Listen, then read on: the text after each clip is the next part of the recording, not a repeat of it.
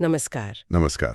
आज हमारे पास जो सोर्सेज हैं वो किसी जर्नल नॉलेज की किताब के सबसे मज़ेदार पन्नों जैसे हैं। बिल्कुल, एक पन्ने पर पंडित रविशंकर हैं, तो दूसरे पर पनामा नहर। हाँ, कहीं राज्यों के बनने की कहानी है तो कहीं जलती हुई मोमबत्ती का विज्ञान, मतलब सब कुछ एक साथ। और पहली नजर में ये सब अलग अलग दुनिया की बातें लगती हैं। संगीत, राजनीति, भूगोल, विज्ञान। इनका आपस में क्या लेना देना हो सकता है? और देखिए, यही आज हम करने वाले हैं। इन बिखरे हुए डॉट्स को जोड़कर देखने की कोशिश करते हैं कि क्या कोई तस्वीर बनती है। मुझे तो लगता है बिल्कुल बनती है। अक्सर सबसे दिलचस्प कहानियां इन्हीं कनेक्शंस में छिपी होती हैं। तो चलिए, इस सफर की शुरुआत भारत की कला, संस्कृति और इतिहास की रंगीन दुनिया से करते हैं। चलिए। तो शुरुआत संगीत से। सोर्सेज में एक नाम है R.K. बीजापुर, हारमोनियम वादक। हाँ, और अप्पा जलगावकर भी है, वो भी हारमोनियम से जुड़े हैं। और T.H. विनायकम, जो घटम बजाते हैं। लेकिन जो बात मुझे सबसे ज्यादा दिलचस्प लगी वो पंडित रविशंकर से जुड़ी है। द बीटल्स वाले। वही, हम सब जानते हैं कि उन्होंने द बीटल्स के साथ मिलकर सितार को पश्चिम में मशहूर कर दिया, ये 60s की बात है। लेकिन उन्हें भारत का सर्वोच्च सम्मान भारत रत्न मिलते मिलते 1999 आ गया। ये एक बहुत दिलचस्प ऑब्जर्वेशन है ना? मतलब जिस कलाकार ने भारतीय संगीत को दुनिया के मंच पर इतनी बड़ी पहचान दिलाई, उसे अपने ही देश में सर्वोच्च सम्मान पाने में 30 साल से ज्यादा लग गए। ऐसा क्यों हुआ होगा? ये एक बेहतरीन सवाल है। देखिए, ये दिखाता है कि कैसे कभी-कभी किसी कलाकार का वैश्विक प्रभाव देश के अंदर उसकी औपचारिक मान्यता से कहीं आगे निकल जाता है। अच्छा। 60s और 70s में भारत में शास्त्रीय संगीत को लेकर एक अलग माहौल था। पश्चिम में उनका काम एक फ्यूजन की तरह देखा गया, जो शायद उस वक्त भारत की शुद्ध शास्त्रीय परंपरा के पैरोकारों को उतना ना भाना हो। मतलब उन्हें मेन स्ट्रीम नहीं माना गया उस वक्त। शायद कुछ ऐसा ही। समय के साथ जब ये समझ आया कि उन्होंने सितार को सिर्फ लोकप्रिय नहीं बनाया, बल्कि भारतीय संस्कृति का एक शक्तिशाली दूत बन गए, तब जाकर उन्हें वो सम्मान मिला।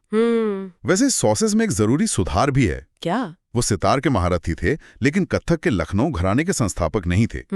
ये जानना जरूरी है ताकि हम उनके योगदान को सही ढंग से समझ सकें। सही बात है। मतलब एक कलाकार की विरासत को समझने में भी एक पूरी पीढ़ी लग जाती है। बिल्कुल। ये तो हुई ग्लोबल स्टेज की बात। अब जरा भारत के अंदर बिल्कुल ग्रासरूट लेवल पे चलते हैं। सोर्सेज में 3 भाषाओं के नाम हैं, एरावल्ला, कादर और मुदुघर। सच कहूं तो मैंने इनके बारे में पहले नहीं सुना था। ये तमिलनाडु की जनजातियों की भाषाएं हैं। और ये भारत की भाषाई सच्चाई का एक छोटा सा हिस्सा भर है। एक तरफ तो ये भाषाएं हैं जो शायद कुछ हजार लोग ही बोलते हैं और जिनके अस्तित्व पर भी संकट है। और दूसरी तरफ भारत सरकार कुछ भाषाओं को शास्त्रीय भाषा का दर्जा देती है। ये एक स्पेशल स्टेटस है।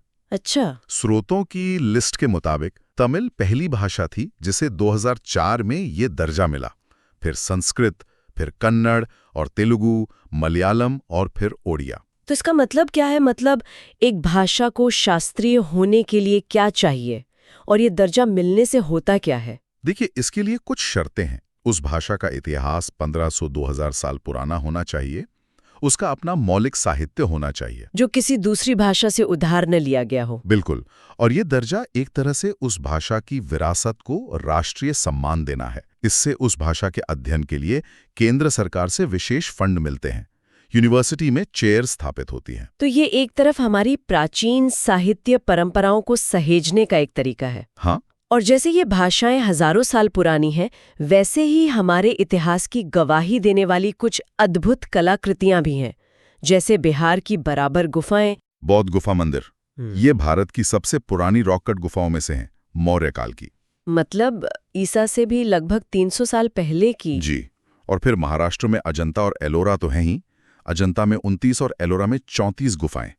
ये सिर्फ पत्थर की नक्काशी नहीं है, ये उस दौर के समाज, धर्म और जीवन की जीती जागती कहानियां हैं। सही कहा।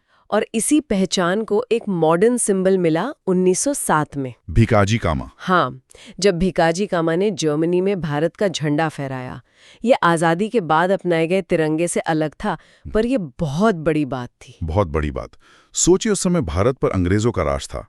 ऐसे में विदेश की धरती पर भारत की आज़ादी का झंडा फहराना एक बहुत साहसी और एक शक्तिशाली राजनीतिक बयान था। बिल्कुल। उन्होंने दुनिया का ध्यान इस तरफ खींचा कि भारतीय सिर्फ कॉलोनियल सब्जेक्ट नहीं है, बल्कि एक राष्ट्र है जिसकी अपनी पहचान और स्वतंत्रता की आकांक्षा है। पहचान की इसी कड़ी को एक किताब से जोड़ते हैं, freedom in exile. Dalai Lama की आत्मकथा बुक ऑफ जॉय और द आर्ट ऑफ हैप्पीनेस दिखाते हैं कि कैसे वो मुश्किल हालात में भी खुशी और करुणा का रास्ता खोजते हैं। हाँ। ये सिर्फ एक राजनीतिक संघर्ष की कहानी नहीं, बल्कि एक आध्यात्मिक यात्रा भी है। चलिए अब भारत जैसे इतने डाइवर्स देश को चलाने के सिस्टम पर आते हैं। ठीक है। यहाँ की सामाजिक और राजनीतिक संरचना को समझने की कोशिश करते हैं। सोर्सेज में जिक्र है कि 1953 में पहले पिछड़ा वर्ग आयोग की नियुक्ति काका कालेलकर की अध्यक्षता में की गई थी। ये आयोग बनते क्यों हैं? क्या ये सिर्फ रिपोर्ट बनाने के लिए होते हैं या इनके पास असल में कोई पावर होती है? ये एक बहुत बड़ा सवाल है और ये आयोग भारतीय लोकतंत्र का एक अहम हिस्सा है। इनका मकसद है समाज के हाशिए पर मौजूद वर्गों की समस्याओं की जांच करना और सरकार को सिफारिशें देना, ताकि उनके लिए नीतियां बनाई जा सके। इसके तहत हुआ है। हाँ। उसके पास किसी मामले की जांच करते समय एक सिविल कोर्ट की शक्तियां होती हैं। अच्छा। वो किसी को भी समन भेज सकता है। हाँ। किसी भी दस्तावेज की मांग कर सकता है। तो ये सिर्फ कागजी शेर नहीं है। ये तो काफी मजबूत ढांचा है। इसी से जुड़ी एक और जानकारी ने मुझे चौंकाया। कौन सी? राष्ट्रीय महिला आयोग में एक पुरुष सदस्य भी रहे हैं, आलोक रावत। हाँ, ये काफी सरप्राइजिंग है ना? आमतौर पर ऐसी संस्थाओं के बारे में एक फिक्स्ड इमेज बनी होती है कि इनमें सिर्फ महिलाएं होंगी। और यही बात इस तथ्य को खास बनाती है। ये इस धारणा को तोड़ता है। ये एक बढ़िया एग्जाम्पल है कि इंक्लूसिविटी को इंस्टीट्यूशंस में कैसे लाया जाता है। मतलब महिलाओं के अधिकारों की लड़ाई सिर्फ महिलाओं की नहीं है, इसमें पुरुषों की भागीदारी भी उतनी ही जरूरी है। वैसे इस आयोग की पहली अध्यक्ष जयंती पटनायक थी और इसकी स्थापना 1992 में हुई थी। ये तो हुई सोशल फैब्रिक की बात। अब पॉलिटिकल ज्योग्राफी देखते हैं। भारत में राज्यों का बनना और बिगड़ना भी एक दिलचस्प कहानी है। सोर्स बताता है कि भाषा के आधार पर बनने वाला पहला राज्य आंध्र प्रदेश था। हाँ, और इसके पीछे एक बहुत बड़ा आंदोलन था। ये सिर्फ एक प्रशासनिक फैसला नहीं था। पट्टी श्रीरामुलु। बिल्कुल। तेलुगु भाषी लोगों के लिए अलग राज्य की मांग को लेकर उन्होंने 56 दिनों तक आमरण अनशन किया था, जिसके बाद उनकी मृत्यु हो गई। इसके बाद हुए हिंसक प्रदर्शनों ने सरकार को मजबूर कर दिया और 1 अक्टूबर 1953 को आंध्र प्रदेश बना। इसी के बाद देश भर में भाषा के आधार पर राज्यों की मांग उठने लगी। मतलब ये सिर्फ नक्शे पर एक लाइन खींचना नहीं था, ये लोगों की आइडेंटिटी और आकांक्षाओं को रिकॉग्नाइज करना था। बिल्कुल। और इसी प्रक्रिया को एक व्यवस्थित तरीका देने के लिए 1953 में फजल अली की अध्यक्षता में राज्य पुनर्गठन आयोग बनाया गया। और ये प्रक्रिया आज तक चल रही है? हाँ, रुकी नहीं है। सोर्सेज में जो लिस्ट है, नागालैंड 1963, सिक्किम 1975 और सबसे नया तेलंगाना 2014, वो दिखाती है कि भारत एक नेशन इन द मेकिंग है जो लगातार इवॉल्व हो रहा है। चलिए अब भारत से बाहर निकलते हैं और देखते हैं कि दुनिया आपस में कैसे जुड़ी है। ठीक है। शुरुआत करते हैं पनामा नहर से। अटलांटिक और प्रशांत महासागरों को जोड़ती है। हम सब ने इसके बारे में पढ़ा है, पर यह सोचना कमाल है कि इस एक नहर ने पूरी दुनिया के व्यापार का नक्शा ही बदल दिया। इसने दुनिया को सचमुच छोटा कर दिया। इसके बनने से पहले जहाजों को पूरे दक्षिण अमेरिका का चक्कर लगाकर जाना पड़ता था। हफ्तों लगते होंगे। बिल्कुल। इस नहर ने उस दूरी को हजारों किलोमीटर कम कर दिया। इसी तरह स्वेज नहर और कील नहर भी वैश्विक अर्थव्यवस्था की धमनियों की तरह है। ये सिर्फ पानी के रास्ते नहीं है, ये ग्लोबलाइजेशन के इंजन हैं। क्या बात है, बिल्कुल सही कहा। पानी के रास्ते तो जहाजों के लिए हैं, पर जब यही पानी आसमान से तूफान बनकर आता है तो उसके भी कई नाम होते हैं। सोर्सेज में बताया गया है कि चक्रवात को फिलीपींस में बैग्यो, अमेरिका में हरिकेन, चीन में टाइफून और ऑस्ट्रेलिया में विली विली कहते हैं। एक ही चीज के इतने नाम क्यों? ये भाषा और संस्कृति का एक बेहतरीन उदाहरण है। प्राकृतिक घटना एक ही है, एक घूमता हुआ शक्तिशाली तूफान, लेकिन हर संस्कृति उसे अपनी भाषा और अपने अनुभव से नाम देती है। मतलब विज्ञान भले ही यूनिवर्सल हो, लेकिन उसे बयां करने का हमारा तरीका हमेशा लोकल होता है। बिल्कुल। अब एक ऐसे खेल की बात करते हैं जिसके बारे में मैं शर्त लगा सकती हूँ ज्यादातर लोगों ने नहीं सुना होगा, कॉर्फबॉल। कॉर्फबॉल? हाँ। और इसकी सबसे खास बात यह है कि ये एकमात्र ऐसा मिक्स्ड जेंडर टीम स्पोर्ट है, मतलब पुरुष और महिलाएं एक ही टीम में एक साथ खेलते हैं। जी हाँ, और ये डिजाइन से ही ऐसा है।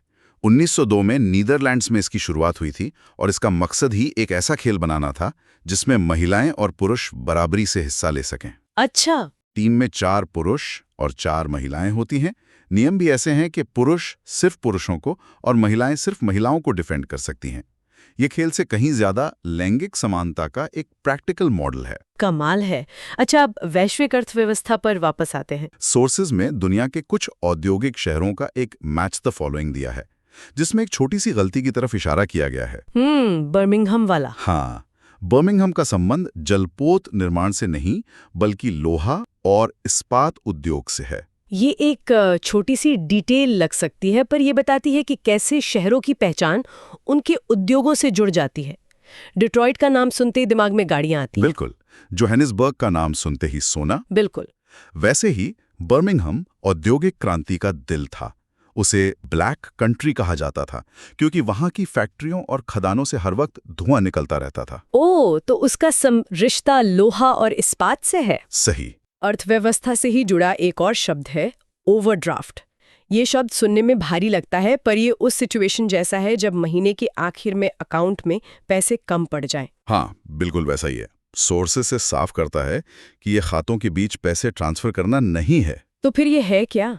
ये बैंक की तरफ से दी जाने वाली एक सुविधा है, एक तरह का शॉर्ट टर्म लोन। अगर आपके खाते में 10,000 रुपए हैं और आपको 12,000 का पेमेंट करना है, तो ओवरड्राफ्ट सुविधा होने पर बैंक आपको वो 2,000 रुपए अपनी तरफ से दे देता है, जिस पर ब्याज चुकाना होता है। हाँ, जिस पर आपको ब्याज चुकाना होता है। और यहीं पर प्रोफेसर वॉकर का वो क्लासिक कथन फिट बैठता है, मुद्रा वही है जो मुद्रा का काम करे। Money is what money does. ये अर्थशास्त्र के सबसे बुनियादी सिद्धांतों में से एक है। इसका मतलब क्या है? इसका मतलब है कि पैसा क्या है ये इस बात से तय नहीं होता कि वो सोने का है या कागज का। अगर कोई चीज लेन देन के लिए इस्तेमाल हो सकती है, चीजों की कीमत बता सकती है और उसे बचा कर रखा जा सकता है, तो वो पैसा है। चाहे वो एक कागज का नोट हो या आपके बैंक अकाउंट में दिखने वाला एक नंबर हो या आजकल की क्रिप्टो करेंसी हो। अगर वो पैसे का काम कर रही है तो वो पैसा है। चलिए अब कुछ रोजमर्रा के विज्ञान की बात करते हैं। ऐसी चीजें जो हमारे आसपास होती हैं पर हम शायद सोचते नहीं कि ऐसा क्यों है। ठीक है। जैसे टमाटर लाल क्यों होता है? सोर्स बताता है लाइकोपीन की वजह से। हाँ, और इसी तरह गाजर का नारंगी रंग कैरोटीन की वजह से और दूध का सफेद रंग केसीन नाम के प्रोटीन के कारण होता है। अच्छा। दिलचस्प बात यह है कि ये सिर्फ रंग नहीं है। लाइकोपीन एक बहुत शक्तिशाली एंटीऑक्सीडेंट है। कैरोटीन हमारे शरीर में जाकर विटामिन ए बनाता है। मतलब प्रकृति ने इन रंगों के पीछे सेहत का खजाना भी छिपा रखा है। बिल्कुल। एक और उदाहरण है मोमबत्ती का जलना। ये मुझे स्कूल की साइंस क्लास की याद दिलाता है। सोर्स कहता है कि इसमें फिजिकल और केमिकल चेंज दोनों एक साथ हो रहे हैं। ये कैसे? ये ऑब्जर्वेशन का एक बेहतरीन उदाहरण है। जब आप मोमबत्ती जलाते हैं तो सबसे पहले गर्मी से मोम पिघलता है, ठोस से तरल बन जाता है। हाँ, ये एक भौतिक यानी फिजिकल चेंज है, क्योंकि मोम अभी भी मोम ही है। लेकिन फिर वो पिघला हुआ मोमबत्ती के सहारे ऊपर चढ़ता है और भाप बनकर जलता है। जब वो जलता है तो ऑक्सीजन के साथ मिलकर गर्मी, रोशनी, कार्बन डाइऑक्साइड और पानी बनाता है। और ये एक केमिकल चेंज है। बिल्कुल, क्योंकि अब मोम मोम नहीं रहा, वो नए पदार्थों में बदल गया है। एक ही छोटी सी घटना में दोनों तरह के बदलाव। अब स्वास्थ्य के क्षेत्र में आते हैं।